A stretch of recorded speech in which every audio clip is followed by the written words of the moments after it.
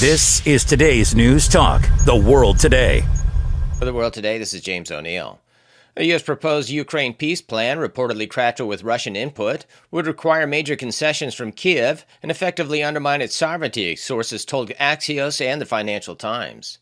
Delivered to Ukraine by President Trump's envoy Steve Witkoff, the 28-point framework calls for Ukraine to relinquish remaining territory in Donbass, slash its military by half, abandon key weapons, accept reduced U.S. military aid, recognize Russian as a state language, and restore official status to the Ukrainian Orthodox Church. Critics call it capitulation. Russia has not confirmed the proposal, though negotiator Kirill Dmitriev says Moscow's position is being heard. Russia's FSB says it foiled a Ukrainian plot to assassinate a senior Russian military officer with beer laced with a British-made VX-type nerve agent. The scheme allegedly involved Ukraine's HER intelligence service using an AI-generated online persona, Polina, to groom the target before sending the poisoned beer through a courier already under investigation for smuggling explosives. The FSB says the toxin would have killed the officer within 20 minutes. Moscow accuses Kiev of increasing reliance on terrorism, citing past assassinations, including journalist Daria Dugina and General Igor Kirillov, and other recent attempted bombings. FCC Chairman Brendan Carr has launched an investigation into the BBC's misleading edits of President Trump's January 6 speech and sent letters to BBC Director General Tim Davie, NPR CEO Catherine Mayer, and PBS CEO Paula Kerger. Carr said the BBC spliced two unrelated portions of Trump's 2021 speech, 54 minutes apart, to create a false statement, prompting widespread condemnation and a $5 million lawsuit from President Trump. BBC leaders Davie and Deborah Turnus have resigned. Carr is examining whether NPR or PBS aired the edited content, citing FCC rules against news distortion and hoaxes.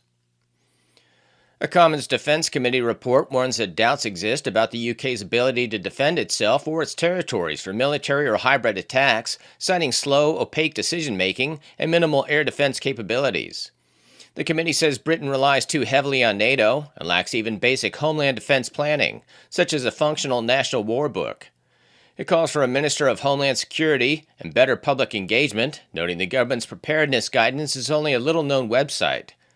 Witnesses warn that threats from Russia, China, Iran, and North Korea are growing, while UK remediation remains glacial. Turkey will host the 2026 COP31 climate conference after Australia withdrew its bid, despite spending nearly $4 million Australian dollars on preparations. Under a compromise, Turkey will serve as host while Australia, represented by Climate Minister Chris Bowen, will preside over negotiations. Pacific Island nations expressed anger, calling Australia's retreat a sign of non-commitment to climate justice. The Prime Minister has let down the country, he's let down South Australians, he has let down our Pacific neighbours. Kemi Badenoch criticised Sir Keir Starmer over Labour's upcoming budget in the contentious PMQs clash. They're currently losing £1 million a week. But she talks about policy and approach. On energy policy, she follows reform. On the European Convention, she follows the man who wants her job. And when her shadow minister said we should deport people lawfully here to achieve cultural coherence, she pretended that it didn't happen. I could go on. She was the trade secretary that didn't sign any trade deals. Cheerleader for the mini-budget, cheerleader for open borders, and when they were crashing the economy, botching Brexit and running down the NHS, she was right at the centre. She hasn't got an ounce of credibility. This has been James O'Neill for The World Today. With your help, we can continue to fight for freedom, reach new audiences, and bring important information to the public free of charge. This is not possible without your generosity. Join our quest for the truth and our freedom and donate today, telling it as it is.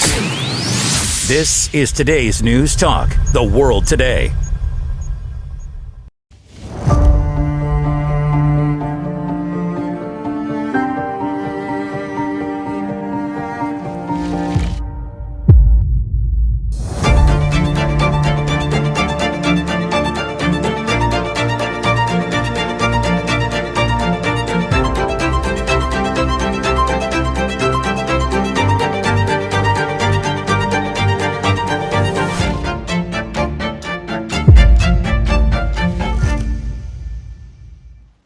And welcome to yet another episode of The Protagonist on The World Today. And today we're looking at something very Australian. It's the Aboriginal land transfers and native title. Is it a quiet land grab? Aboriginal land transfers under the state laws and federal native title legislation are complex and to discuss and just to understand. Many Australians have little comprehension of the details of claims and their implications. Are these land or title transfers a quiet land grab, benefiting minority protected interest, or have they mostly involved few benefits for claimants at extraordinary high cost to Australian taxpayers? Our panel today will help to demystify some of the issues 22 years on from the passage of the Native Title Bill in 1993. Has its objectives been met? Are the processes fair to the claimants? Should there be an overhaul of the legislation? How does federal legislation sit alongside various state laws such as the treaty law recently passed in Victoria? What are the costs of this legislation? What are some of the claims being made today in urban areas which will impact all Australians if they are successful? Our guests today have a great knowledge of how native title and land transfers under state laws are working. They will also have a great insight on how Australians should be better educated on matters that do affect each and every one of us. Our guest today is Senator Malcolm Roberts, Michael Offerdale from Tubeer. He's the managing director of the pub there, and which has been impacted greatly, and the Honourable Dr. Gary Johns. Gentlemen, thank you very much for joining us today. Malcolm, first of all, because you're up front here, you're like Sir Galahad to many of us in many different areas of the law. Can you tell me what is the main problem we're facing at the moment? The main problem we're facing is an Aboriginal industry that is out of touch with the Aboriginal needs in the country. This is basically a smokescreen. Native title, to answer your question that you put up front, Mike, native title is a land grab. It's just a land grab. But it's not about a land grab to take from one group and give to another. It's about taking the land and keeping it from everyone. That's what it's about. It's a facade. The people on Cape York, for example, in Aboriginal communities, right across the Cape, can't get land. They've taken it off whoever had it before, but they can't allocate it to anyone. People in the Cape York and in the Northern Territory cannot have a house plot, so they haven't got the same rights that you and I have got here. They can't go to a bank and use their land as collateral for a loan to start a business. That's just not in the realm of possibilities. This is a part of a global push to steal governance and private property. As we know, the United Nations has long said that they want to put in place an unelected socialist global governance. You can do that without being voted in, and that's what they're trying to do. And their senior people have long aspired to communism, and they have said that one of the fundamentals for communism, Mike, is to steal private property rights, to nix private property rights so there's no private property. That's what's going on here. That's in part. The second part is to give power to the Aboriginal industry, which consists of just a few people who are basically gatekeepers for resources to go to the communities. The communities are missing out. The Close the Gap is a facade. The communities are missing out. The people on the ground are not getting the care they so richly deserve. Michael Offerdale from Tubeer, what's your thoughts? Oh, well, as Tubi shows you the whole system. It was created in Queensland, as we know, with Marbo and Wick, and it's pushed out from here to affect every part of the country. And in the Tubi example, as obviously I think everyone in Australia just about knows, these people don't even come from out here. So we were one of the earlier spots, and it gamed the system. So the beautiful thing about what they've done here is it really shows and complements everything that Malcolm and Gary are going to say about it. The ALA, like Malcolm just said, the Aboriginal Land Act, so it doesn't actually give ownership to individual Aboriginal people, just to the corporations. And the corporations can just be a handful of randomly selected families that are easiest to work with for the state government. And Dr. Gary Johns, Honourable Dr. Gary Johns. Gary, what do you think? Look, native title's a fact. It's Australian law.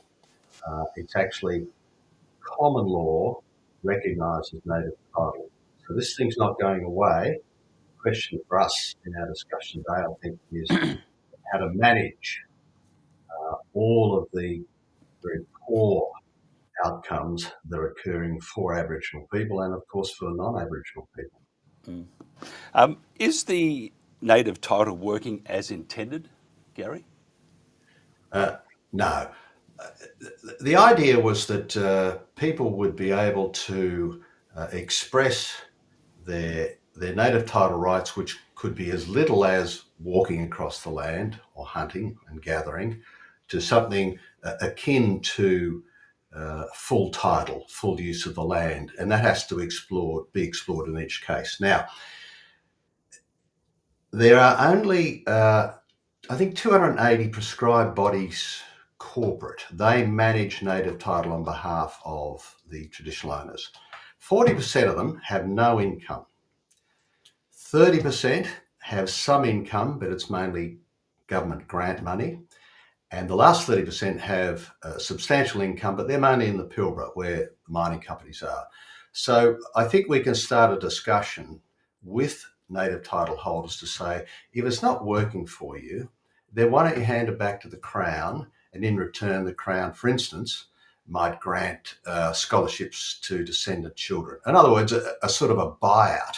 And I'll give an example, we'll explore this a bit later. The Noongar agreement in Perth was in fact a buyout.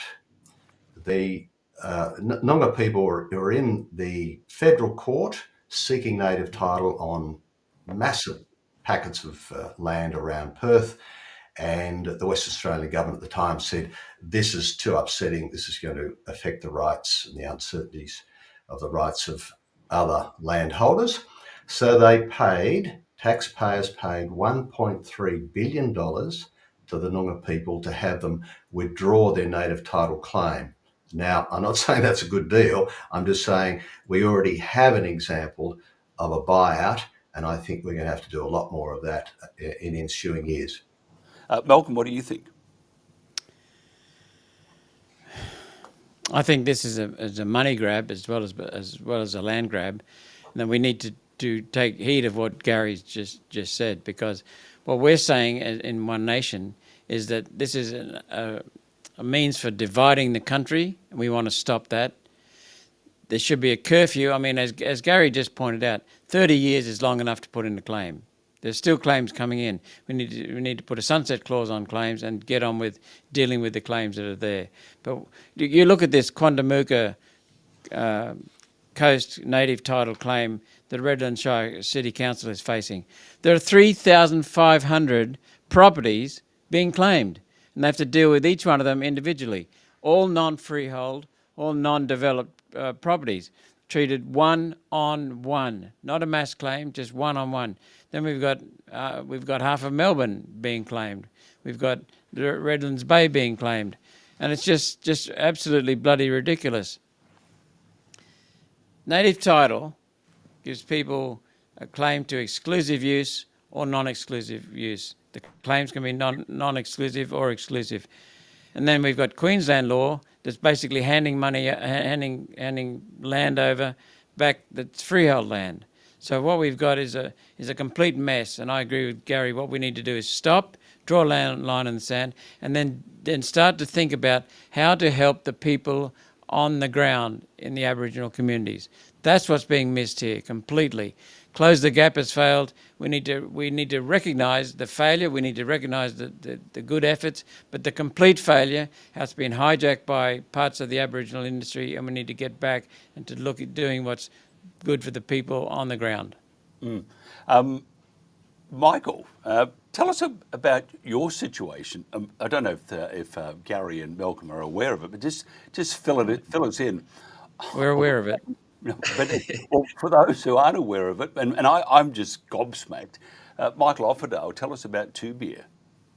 Well, Malcolm's very aware of it, and so is Paul Lee, and they're actually the only two sitting politicians in Australia that have come out here to see what was going on, and I think both of them might have left understanding that it probably wasn't right. So the Queensland Aboriginal Land Act's the biggest issue for us. So on census, Tubi is 100% white community. There's no Aboriginal people live here. That's a statistic that exists.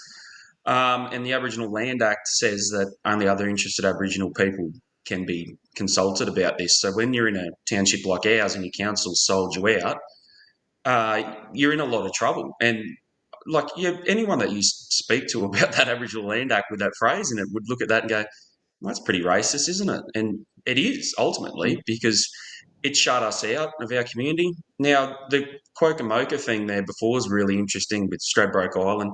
That's exactly where these people out here say they've come from. So we've got the local government association in Queensland. They've all written all these things to the Premier, advisory sort of stuff, and basically, don't do Tubia ever again. Well, don't do it in the first time, because we can't be expected to cop this out here. And I'm here just to make this a bigger point and get across what they've done, because this is insane. Like the ability and the way they play with the legislation and that here to deliver this result's crazy. 2 days before the state elections, caretaker mode, like both sides of politics thought this was a good thing. The LNP back in 2001 were pushing for a statewide ILUA, which is basically a treaty. So they were pushing Peter Beattie to go harder. Get it done, mate. So everything that we've learned about this seems to be resources-based, and that's why I think the Queensland Resources Department is the one that facilitates native title. So to say it's got any benefit to Aboriginal people is just a complete fabrication, because it doesn't. And you can drive 5 hours from Brisbane out past Gundawindi and you can see, where it's not working. And I think, the whole concept's just insane. And if we are going to fix people's, their lot in life, we're going to have a pretty good look at it, because if you don't come from this area and you're exploiting money out of it, why should you get a cent? Like, the people have to have some kind of recourse, and funding this misery against us by the federal government's just absolutely disgusting. Besides the name Tubia, which I think is one of my favourite names of all time, I have to say it, but I wouldn't stop at two. Gary Johns, we're actually talking about, we're talking about the negatives at the moment. Are there areas where this has worked? I haven't found one outside the Pilbara. So in other words, if you're lucky enough to have a mining company come to you and say, we want access to the land, we realise it will disturb your native title rights, they begin negotiations and monies are paid over. Mining companies work really hard also to employ Aboriginal workers in their workforce, because it's a local workforce. It's not always successful. That's not the mining company's problem. Or sorry, it's their problem, but it's not their fault. They really do work hard. But if over the years governments have been paying people to not work, which is what's happening with Aboriginal remote communities, then it's very hard for a company to pay people to work, because their minds are such that they're resentful. Aboriginal people are resentful of the white man, but they also depend on the white man, and they've been paid to not work for 3 generations. So it's not working well. You put on top of that what is collective land title, that is, you can't do it as individuals or families, you can't buy it, you can't sell it, you just sit on it and wait for someone else to make it valuable. Well, that's, that just happens sometimes. It doesn't happen for many. So I can't find many good examples. And just to top it off, and I'm sorry to be turned negative immediately, but even those who have received hundreds of millions of dollars to place them in trusts and so on, a lot of that money has been mismanaged. It's handed out to preferred families and not to others. It creates jealousies, infighting. A lot of native title holders, or those who missed out, have said to me they hate native title. It's riven Aboriginal communities. You know what I mean? It's torn them apart. It's not the magic thing that perhaps the High Court thought it might be, and the federal government introduced it thought it might be. And it's very divisive, isn't it, Malcolm? I mean, if you look at Redlands, the federal government is funding the other side, and you have Redlands Council hitting ratepayers and anybody else to cover the legal cost. You don't have to be blind Freddy to understand where where this is going to head, because you got Redlands Council basically against the federal government. How do we address this? How do we stop it? One Nation, you're absolutely correct, Mike. One Nation's policy is to stop all the federal departments with their fingers in the pie and send all the responsibility for the Aboriginal care back to the states where it belongs, and then put in place, restore competitive federalism. Everything the federal government touches, it wrecks. Education, health. What we want to do is disband the education department from federally and send it back to the states. Health department, leave minimal things in place in Canberra and send them back to the states. Aboriginal departments, close them federally and send them back to the states. That's where we'll get real responsibility and accountability. That's what happens under our federal constitution. It's based upon competitive federalism, each state having a sovereign responsibility for looking after its education, health and Aboriginal affairs. This is about control.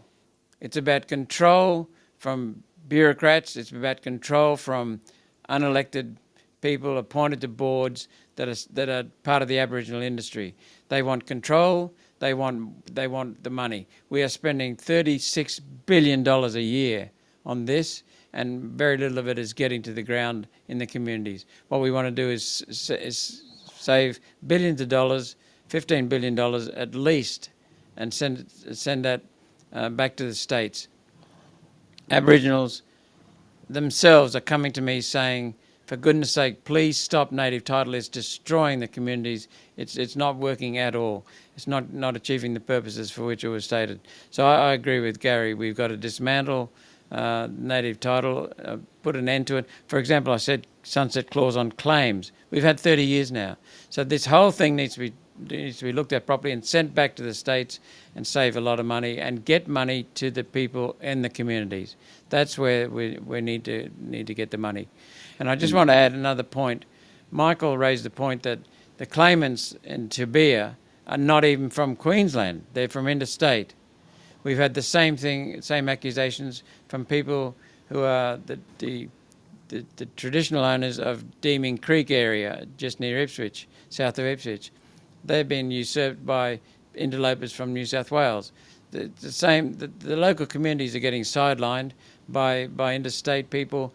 The whole thing's a sham. You know, I was talking when we were up in Cape York. I've been to every Cape York community and some of the Torres Strait Island communities. We were listening to every community I went to. I say to them, "What about close the gap?" And some of the communities, Mike, would say, "What's close the gap?" I mean, this is how ineffective the Aboriginal industry is from the federal sphere. So one of the councillors at Bardu Island had the courage to tell me, close the gap, we'll always maintain the gap, because there are a lot of people feeding off the campaign, feeding off the programs of Close the Gap, and they want the gap to perpetuate so that they get the money. So keep getting the money. So what we've got to do is get it back to the states, abolish the federal intervention in Aboriginal affairs, and just let the people sort things out. We need to get the money directly in grants to the communities, just like white communities. Get the money to the communities in grants. We see a lot of governments, whether state or local, just rolling over at the moment. In Tubia, for example, Michael, tell us about how effective your local government was and has been, and the restrictions that you have now on Tubia. Oh, I've got nothing really good I could say about them, to be honest, mate. One of the biggest shams that you'll find when you get into the depth of the research with all this is a consent determination. So consent determination is a very, very dodgy thing. Basically, that information doesn't get tested in the federal court the same way as if it was contested. So every time this big and bull corporations had a claim contested, and now there's claims probably 20 k's from the boundary of Tubia that have been thrown out of court using the same anthropology that gave our town away. So what happened in Tubia was it started out as a just a town built for the railway expansion. Like Roma and every other town that's been attacked, it was a camping reserve, and then it was pulled into other little bits. So our town was built in the middle of it, and then we woke up one morning and our council had agreed to give 95% of the town away and lock us out of the creek. So now our town's a 10-acre little rectangle, which is smaller than a lifestyle block in Gundawindi, which all of us are supposed to live in out in the middle of nowhere.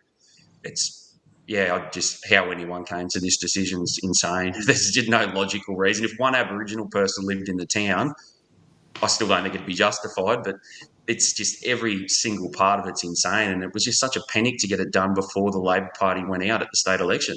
And that's what it was. Like, it wasn't going to look nice for the LNP. What their reasoning is for doing it still remains unclear, but everything we can find about the determination seems to be working towards, expediting the renewable energy rollout.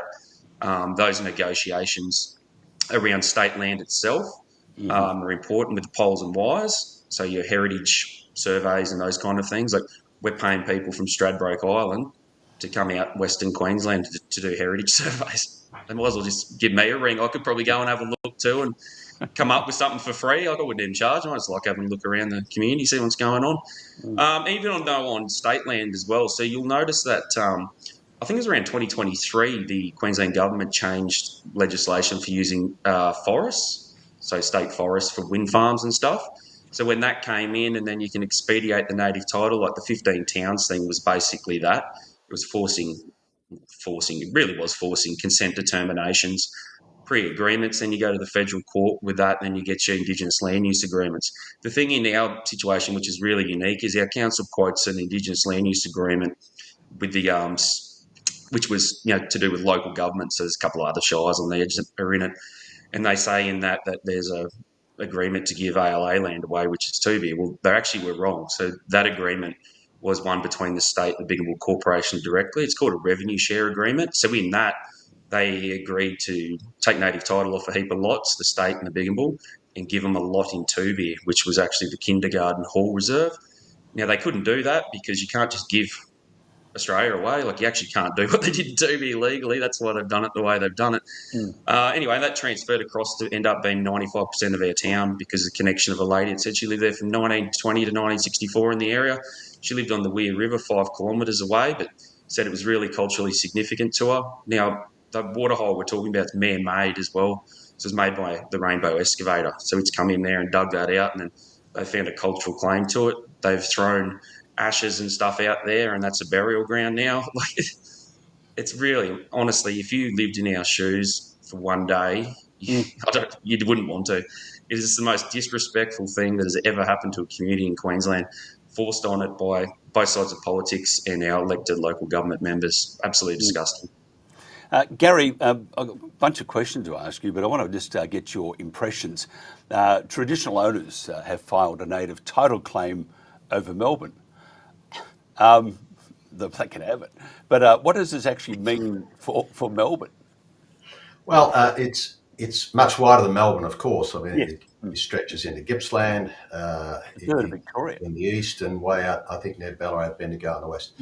There will be thousands of parcels of land that are unalienated Crown land. So there will be some wins there. The issue for Victorians, if you like, is that they can't just stop this. They may have to enter into an arrangement as was done in Perth, which is to say we could spend the next 50 years in court going parcel by parcel of land to see whether it's valid native title or not. Or we could do some sort of buyout arrangement whereby you withdraw all your claims, but certain monies or whatever would be paid over. What I'm saying in this is that if we're going to have to do these deals, then can we put the money in the hands of families that must be used for the education of the children? Now, I call this an exit strategy. Can we stop mucking around with this fantasy that Aboriginal people will just live on their land and be happy? They won't, because they require everyone else to keep topping it up, right? To keep giving them an income. That's not a good life. So we're going to have to think about creative ways of what I call a buyout. Monies should be placed into education trusts. And all the good people, the sort of Cape York leadership and the Yalleries and the Clontarfs who are currently running education programs, and all of those wonderful boarding schools and the boarding school programs, many of which I've visited, can then have negotiations direct with the families knowing that there's money sitting in a trust that can be used to educate the children. That's going to take a couple of generations, but you end up with something useful, i.e. invest in the kid, not in the community. Community development is ridiculous. You can't develop a community where people have no skills. You've got to work with the child to get them into school. And wow, Noel Pearson and Marcia Langton and all the rest of them, they went to school and have a good life. How you do that is the difficult part. It does seem to be almost an industry, doesn't it? The Aboriginal industry, Gary. You know a fair bit about this, and just by the way, the claimants. I mean, Andrew Bolt, he went a little bit berserk because I mean, truly, it is a rort, it is a scam, but it's part of the industry. Tell us about the Aboriginal industry, what it's actually doing to Australia. Just glossing over the top of it, it's dividing Australia. It does. Well, Malcolm mentioned it before. The more we talk about closing the gap and building an industry around it, for people worried about it, measuring it and doing all the rest, the longer it will stay. There is not a gap between Aboriginal and non-Aboriginal Australians. There's a gap between about 20% of people of Aboriginal descent who live mainly in remote areas and everyone else. So 80% of Aboriginal people do about as well as other Australians. Yes, there are rich and poor, but there's an increasing middle class Aboriginal, i.e. mainly live in the cities of remote Aboriginal heritage and being really looked after, got through university, getting into public service jobs. And of course, they're all thinking, well, we're special, so we want to work in programs to help our people to close the gap. They forget to look in the mirror and say, how did I make it? What was my journey? How come I've got a good job? There's a lack of insight there, and I think the lack of insight comes about because there are those who just know there's a lot of money to be made in the misery of the last 20%. So we've got to, Malcolm's right here, think about the 20% and how we can change their lives. I'm talking about mechanisms like buyout and placing money into trust. Can I just add one little bit? Native title is quite different to the Aboriginal Land Act in Queensland, which Michael has to deal with, but there are elements of native title around it. I know, Michael. There's also heritage legislation, which trips everyone up. So there are now at least three prongs: federal land legislation, state land legislation, and state and federal heritage legislation, which is just tying us in knots and slowing down the long-term direction, which is that Aboriginal people must literally come in. What about the cost? How much have we spent so far, Michael? Not Michael, I mean, Gary, sorry. Well, there's a broader cost, which is more than $30 billion a year, but that incorporates payments that are made to any other Australians through Medicare, the PBS or unemployment or whatever. There are nearly $5 billion exclusively for Aboriginal use through the NIAA. But that's just federal. State would be maybe not as much, but there's a lot of money. But typically an economist would say it's not just the cost, it's the foregone opportunities. What do you get in the... let's spend $5 billion a year, right? If the outcome were children who led good lives and paid taxes and brought up families, that's fine. That's not happening. What's happening is that we have a collapsed society. I mean, do you know that of Aboriginal women in the Northern Territory who bear children, 50% is father unknown. They don't even know the bloke. This is a collapsed society. 4% of Aboriginal children in remote areas in the Territory go to school long enough to actually pass. 4%. It's no longer compulsory to go to school. So we've got a group of people who are just not participating anymore, and yet we have obligations to them to help them out, pay them money, develop their communities, do whatever. Can we just be honest and say it's killing them? This is killing them, and we have to think seriously about how we get them out of that situation. Malcolm? Oh, on that aspect, Gary used a very, very evocative and I think entirely accurate term: collapsed society, failed society. I'm going to use another term. Australia is being part of a managed decline system. What we're seeing happening here is mimicked around the world in other countries, other Western countries, like Canada, for example, whereby, incidentally, the term First Nations was stolen from. This is part of a global push. What we've got Aboriginals wrongly portrayed in this country as needing help. The Aboriginal people are fine people. They're very resourceful people. They're highly intelligent people. We have about 3 to 4% of the Australian population is Aboriginal. 11% of the MPs in federal parliament are Aboriginal or Aboriginal, part Aboriginal. That's a far higher proportion. Aboriginals litter our success stories across the country in sports, at elite levels in the NRL and the AFL. They're taken up overwhelmingly by Aboriginals. The business, sport, arts, science, Aboriginals are performing. We need to talk about the 20% of people that are being left behind, and we need to put the right resources into getting them responsibility. We have been banging on, Mike, about Capricorn Steel. It used to be known as Iron Boomerang. It's changed now with the governance to Capricorn Steel. Basically, it involves building a railway line from Port Hedland through to Moranbah in the east. Port Hedland in the west, Moranbah in the east. Connecting the iron ore fields with the coking coal fields in the east.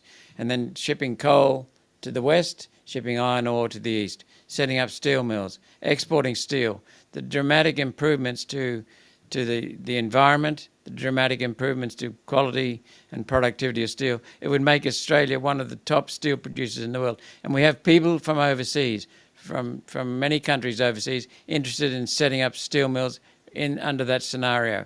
But think about that. That's just a sideline.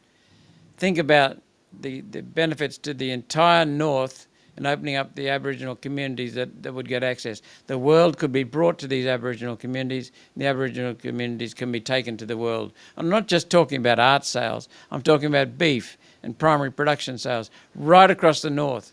It would open up the northern part of our country to defence logistics, make us more secure, industry, all interconnected. It would then basically just need a short piece of rail on the west coast of Western Australia to make it a national circuit. This is the stuff we need in this country. Instead, we've got people squabbling about handing out money to 20% of the Aboriginals and not getting that money to the Aboriginals, and they don't care. They don't care. The federal politicians stand up every year and give a close the gap report. The Prime Minister stands up, then the opposition leader stands up. They don't care. They're just exploiting these people for political gain. What we need is real investment, real vision, and opening up those communities so the Aboriginal communities have actually something worthwhile to contribute to in meaningful terms in everyday life. We've got people instead being fed bullshit. We've got people coming into beer to make a claim there and displacing the local Aboriginals. I mean, the whole thing is shot. And the number one thing that I wanted to get through is that there are huge opportunities with visionary projects like Capricorn Steel that are going begging, and we've got a country in managed decline. It's being managed downwards by the governments, federal Labor and federal Liberal. We have got a managed decline. The number one problem in this country is failed governance.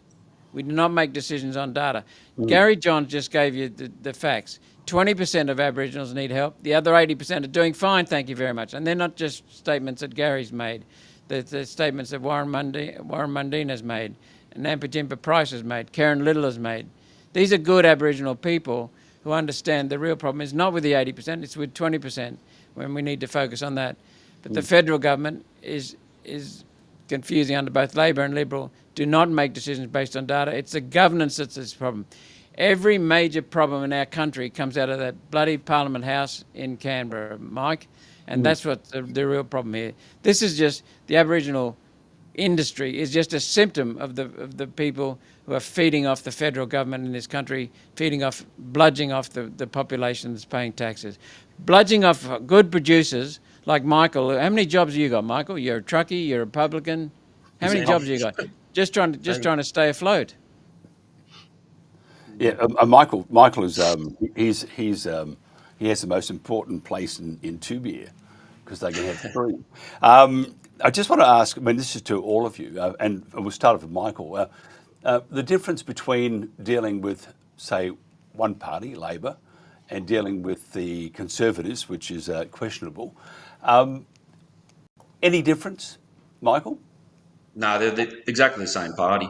You know, you're in a lot of trouble when you can't go to the opposite party and ask them to have a go at, this party here because this is the information, it's all credible and that. And when both of them are just going silent and hiding, I don't know. There's something very wrong in Queensland. That'd be my take on that. Yep. Gary, I would love to say this is just a Labor Party initiated attack on Australia, but it's not just Labor. It's both sides. A couple of questions here for you. You can wrap this into an answer and go as long as you like. Any difference, first of all, between Labor and Conservatives these days? I mean, they have similar attitudes on the windmills, how to destroy Australia to save the world. They have similar attitudes on privacy. They have similar attitudes, what we're talking about now. So any difference between Conservatives and Labor? And if not, where does it put Australia? Because no matter what we're talking about here, or talking about the environment, going through the Great Dividing Range, spending 1.38 trillion to start off with for renewables, which again, as Malcolm says, are called the unreliables. We have the divide between races. We have the divide between religions and cultures now. It doesn't augur well for Australia. So if we haven't got a Conservative Party or an opposition, where does it put Australia? Well, it puts us in a difficult position, obviously.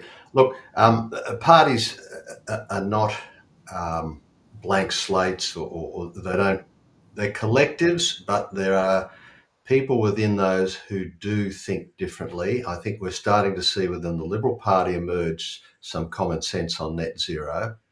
We're starting to see great disquiet about our massive immigration program. I know a lot of Liberals and the National Party, of course, who are very unhappy about the whole business of identity politics. We're badly let down by my old party, Labor. I think when it had a sensible centre and a conservative rump almost, they're mainly New South Wales Catholics, it was a decent party, but all that's been lost, and it's just a very left-wing party now, the likes of Albanese and Penny Wong. Well, they're destroying the country. But their day will come, and that's up to the coalition or One Nation or other free-thinking people to say, we have to convince enough voters to move away from this sort of blind adherence to notions of, net zero and identity politics and Aboriginal politics and all the rest of it.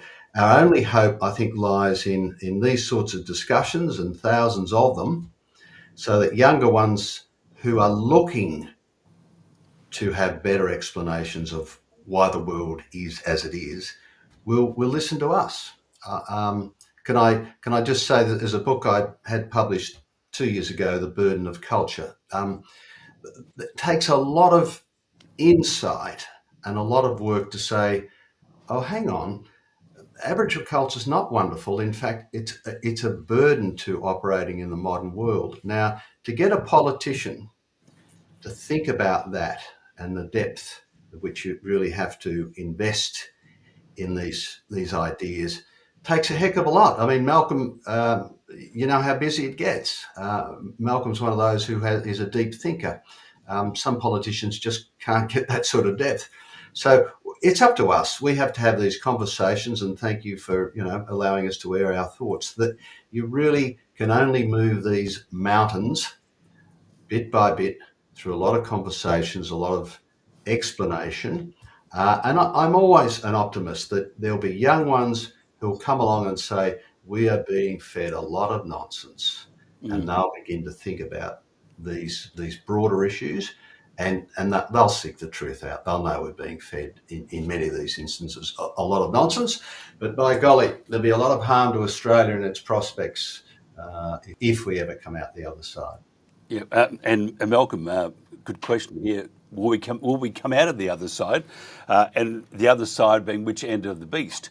So if you could just let us know, because I think the at the moment, and I've mentioned both sides. I mean, One Nation has just propelled in the minds of many voters, but still not enough.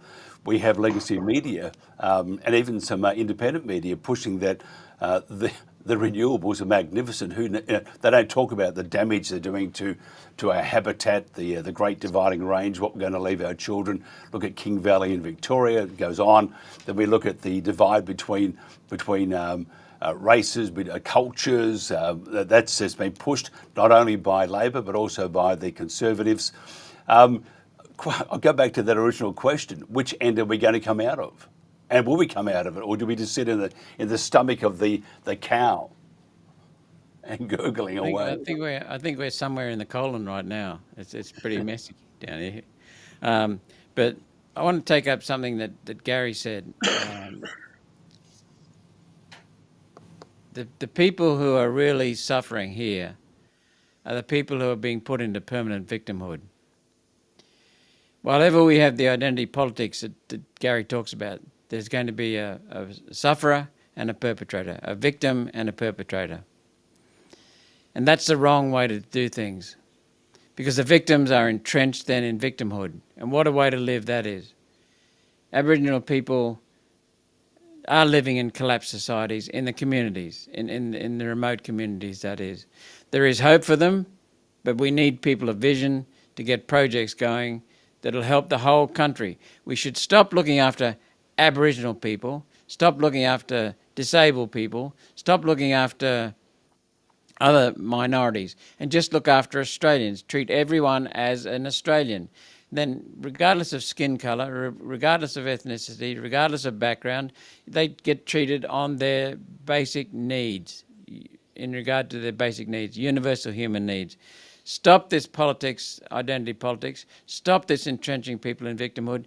That is no way to live. And that's what we've been doing now for 50 years since Gough Whitlam came into power.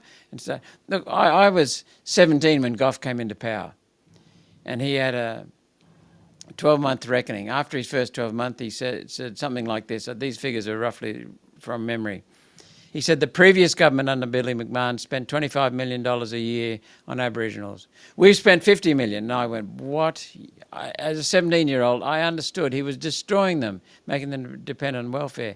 And we had the Aboriginal industry spawn. And to his credit, I don't have many good things to say about Noel Pearson, because I think he's part of the Aboriginal industry. And many people, and I've been to every Cape York community, Aboriginal community and white community, and there aren't too many people who say good things about Noel Pearson, I can tell you.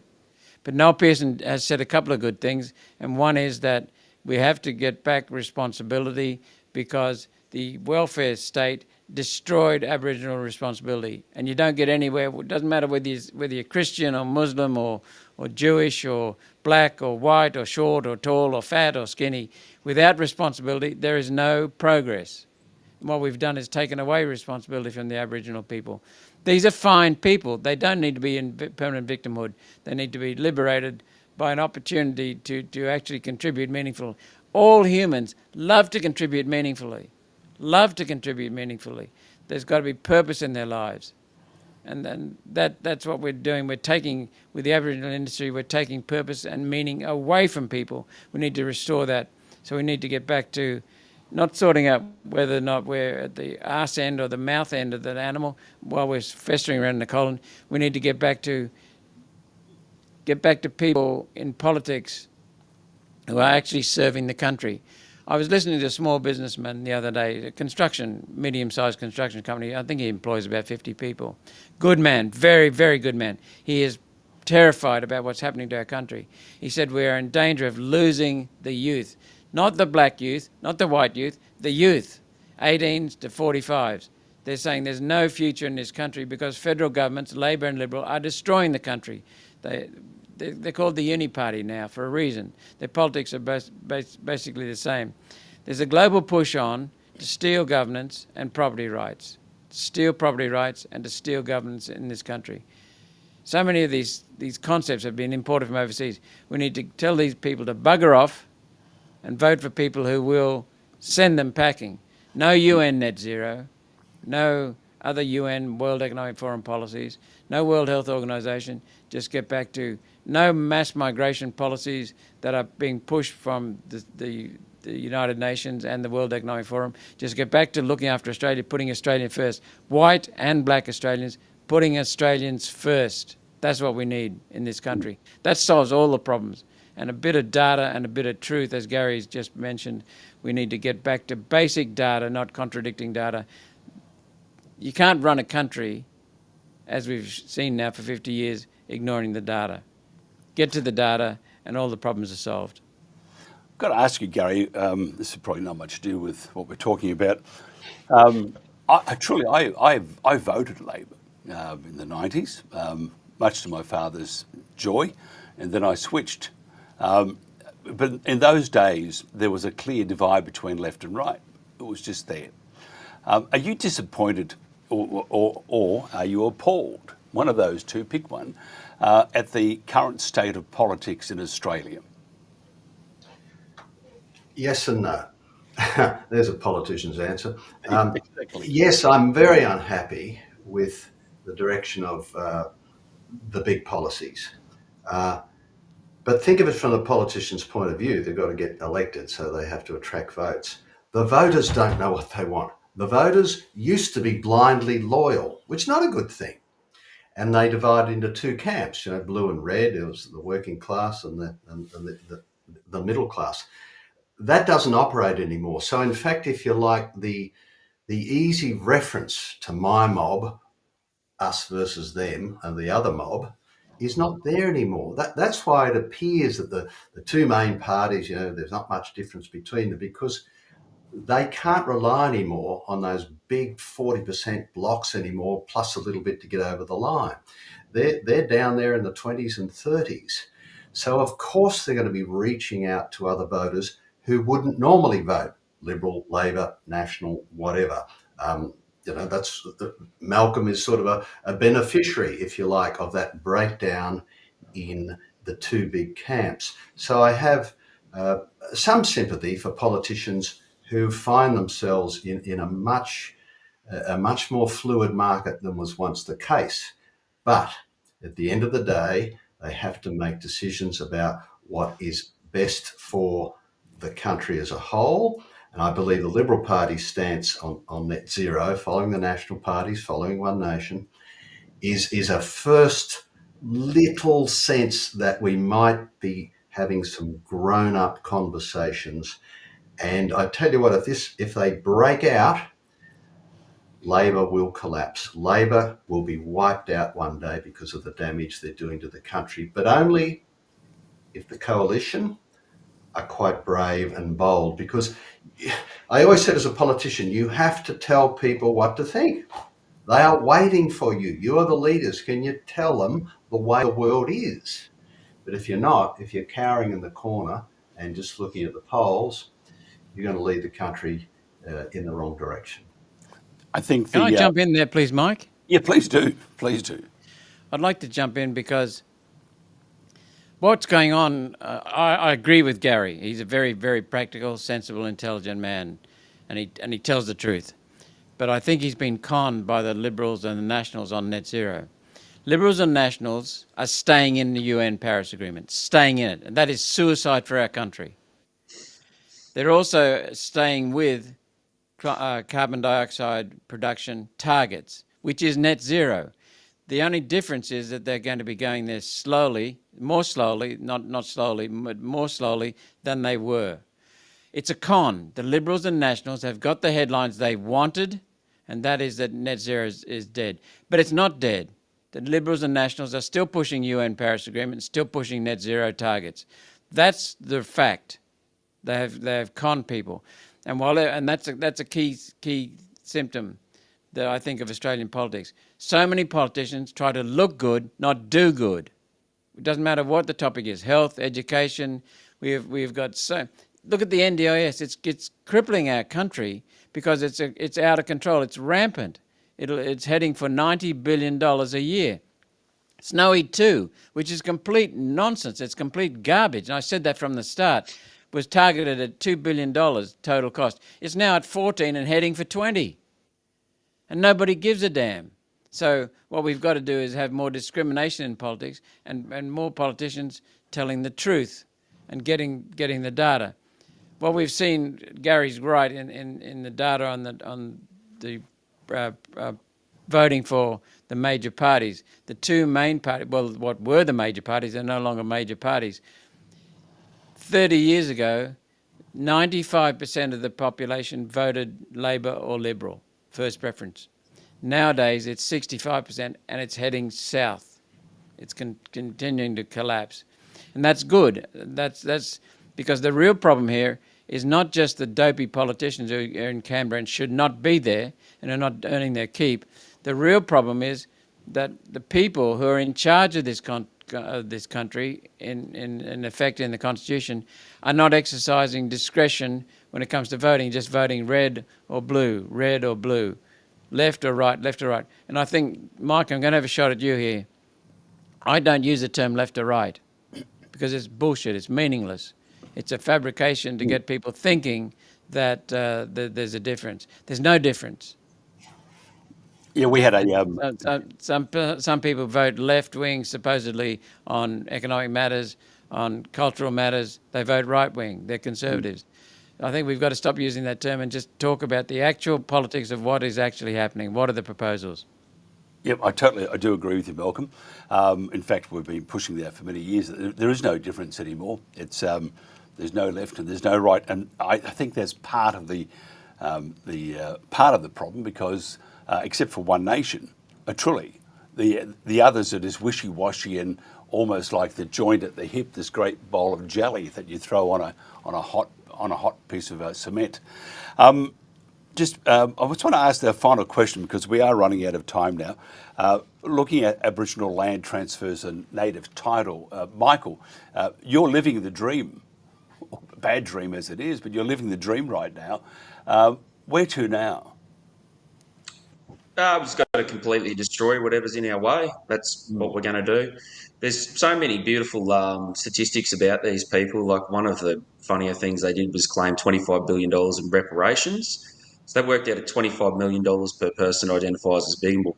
It was thrown out of court, but not because it was a stupid idea. It just wasn't presented properly. So go back through what the Beagle Corporation have done to our township and in our shire, and you will unravel aggressive native title. I can guarantee you that it's absolutely disgusting. There's no future for the LNP I can see in this country as well, just off what we've learnt and researched and dealt with, and the people putting the money into that party are pushing the direction. It's not the right direction, so we can only hope to see One Nation do a Reform UK or a Knowledge for 100 take over. They're coming in hot, so I think the people are waking up really, really quick to what's been going on with us.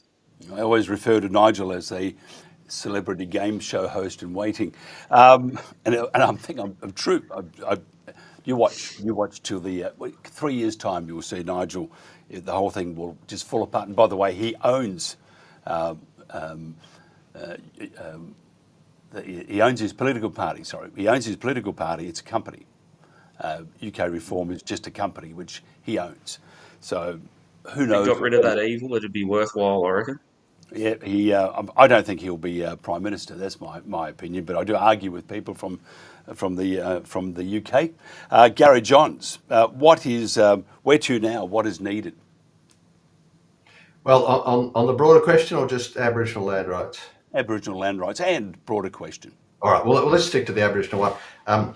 Really, I think we have to accept that we can't stop native title, but we can stop funding new claims.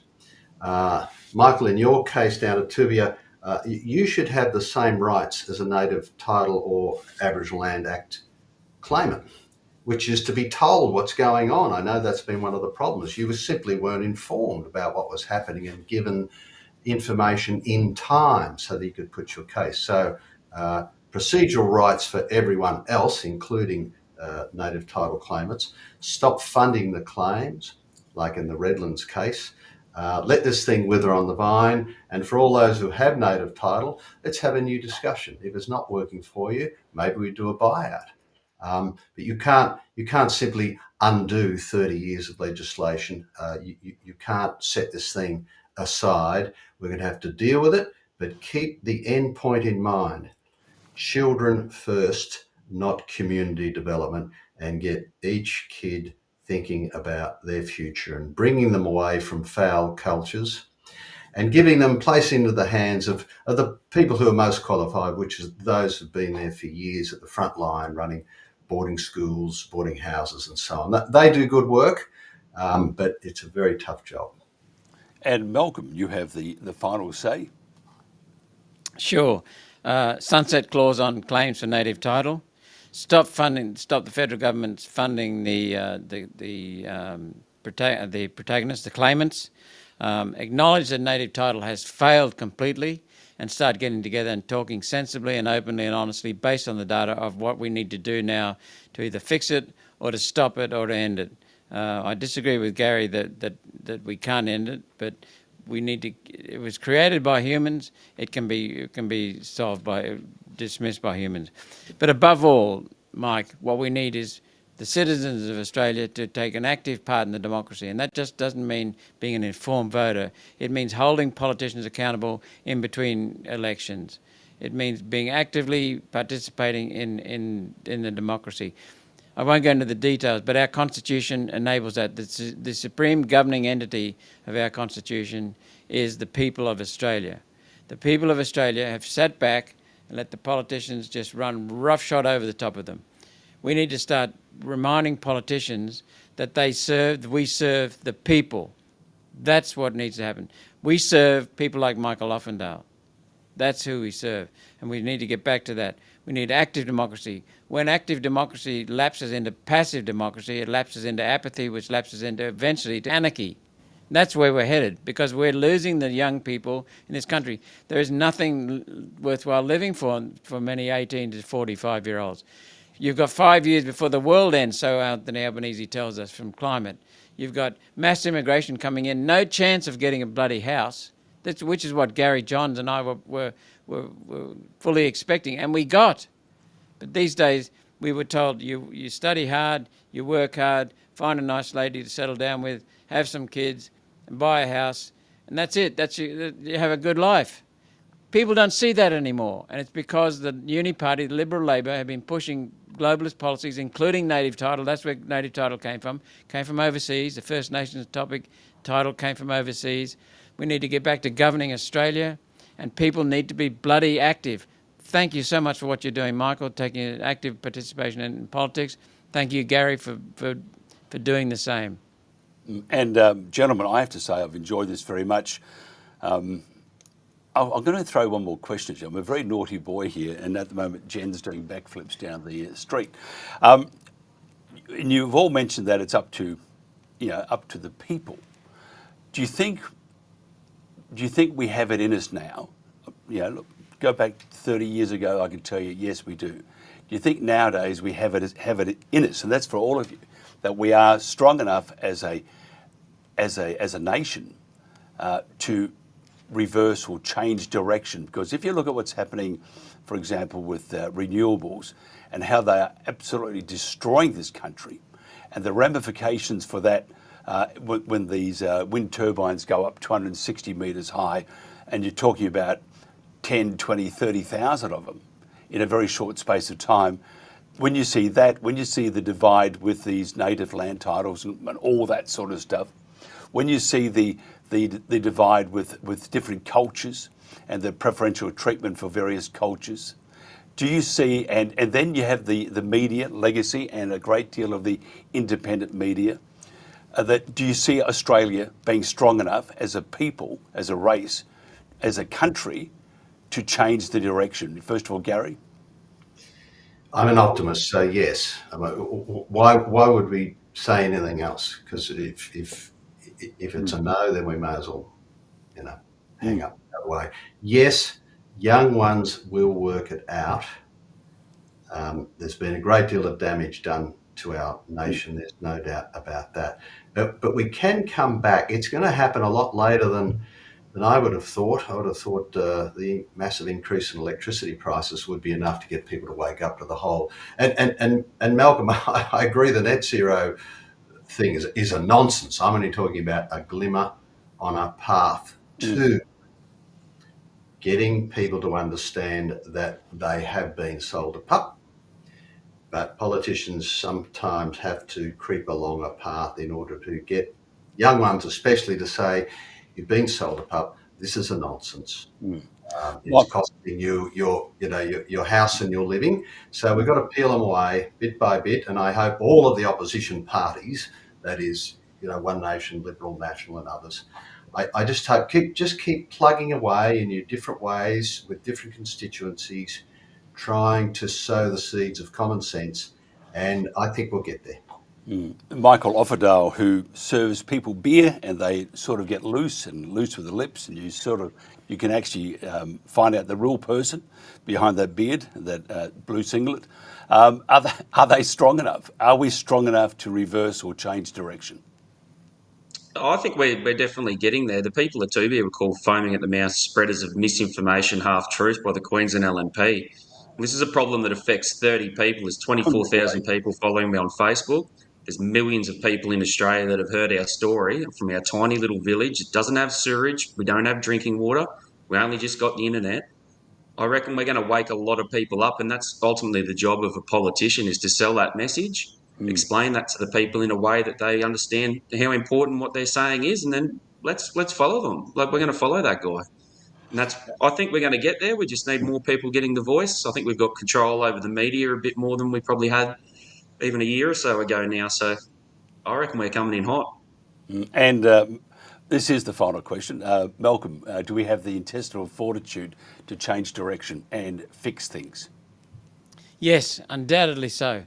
Look, I've gone into many different mines here and overseas and turned them around, from mines that were hopeless to really turning them around. And all it needed was decent leadership, some discipline, some honesty, total honesty, and just let the people do their bloody job. Humans are absolutely wonderful if they're given an opportunity. I had the great fortune of being in the United States starting from around August 1979. And I saw Ronald Reagan come into office. He'd just been elected in November of 79. He came into office in January of 1980, I'm sorry. And when I first arrived in the United States, I was stunned, Mike. These Yanks were walking around with their chins on their chest, and whoa, what a terrible country we've got, Vietnam and Watergate and all the rest of it, the Iranian hostage crisis. And Reagan just picked up the whole bloody country, gave them a good shaking, and said, "Get on with it." And the whole of the country was liberated. And Trump is doing the same in the United States today. What we've got to do is stop the politicians feeding these parasites who are pushing subsidies for solar and wind. Billionaires, foreign corporations, living parasitically off the citizens of Australia and the electricity users of Australia. You know what happens with parasites? They kill their host. And that's exactly what some of these billionaires are doing. They're killing their host with these economic subsidies for solar and wind. They're destroying our electricity grid. They're destroying our manufacturing base. They're destroying our economic security. And so what we need to do is for the people that just need to wake up, a few politicians with decent leadership, stand up. And Australia will be liberated. We can go back to being what we were in the early 1900s.